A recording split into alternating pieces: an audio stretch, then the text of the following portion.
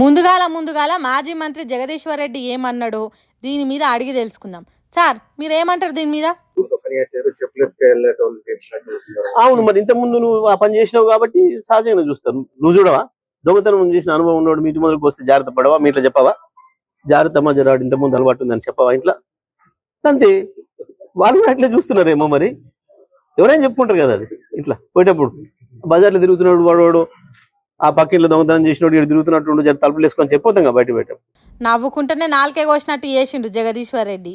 మేము ఎవ్వరం అనలేదు, మిమ్మల్ని మీరే అనుకున్నారని అనుకుంటేనే ఊర్లలో దొంగలుంటే జాగ్రత్తలు చెప్పినట్టు చేస్తున్నారు కావచ్చు అని గిచ్చినట్టే చేసిండు.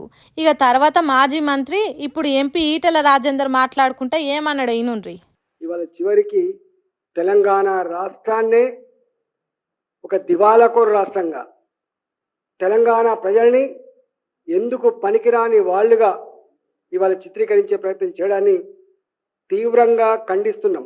పోయిన సర్కారు చేసిన తప్పులను తెలంగాణ మొత్తానికి అండగట్టినట్టు మాట్లాడొద్దన్నట్టు ఆ మాటలను తను ఖండిస్తున్నట్టు చెప్పిండు ఈటెల రాజేందర్.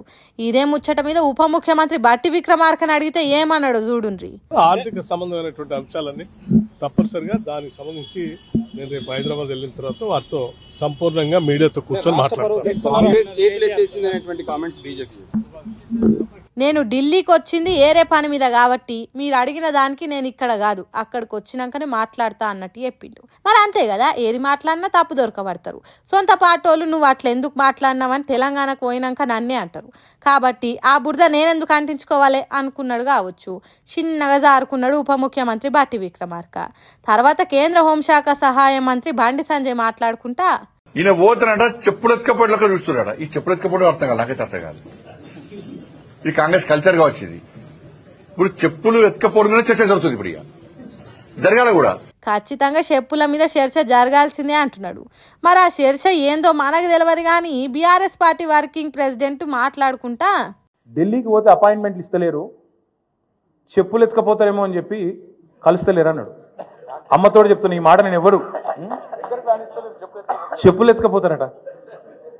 అరే చెప్పులు ఎత్తుకపోయేటోళ్ళు వేరే పార్టీ వాళ్ళు ఉన్నారు ఇక్కడ, అది వాళ్ళ కథ వేరు. ఓర్ని అటు ఇటు తిరిగి వేరే పార్టీల ముచ్చట నడుమిట్లకు వచ్చింది కదా. మరి ఆ పార్టీ ఏంటిది? బీజేపీ వాళ్ళని అన్నాడా, ఇంకే పార్టీ నన్ను అన్నాడా, బీజేపీలోనే బండి సంజయ్ అన్నాడా, లేకుంటే ఇంకెవరన్నా అన్నాడా అనేది మనకు తెలియదు. కేటీఆర్ మనసులో ఉన్న మాట మీకేమన్నా తెలిస్తే కామెంట్లు రాయుండ్రి. ఇగో గిట్లా నడిచిన ఈ చెప్పులు ఎత్తుకపోయే ముచ్చట మీద చర్చలు ఇంకా ముందు ఇంకెందరు ఇంకెన్ని తీర్ల చెప్పుల మీద మాట్లాడతారో, ఎన్నెన్ని గమ్మత్తు ముచ్చట్లు చెప్తారో చూడాలి.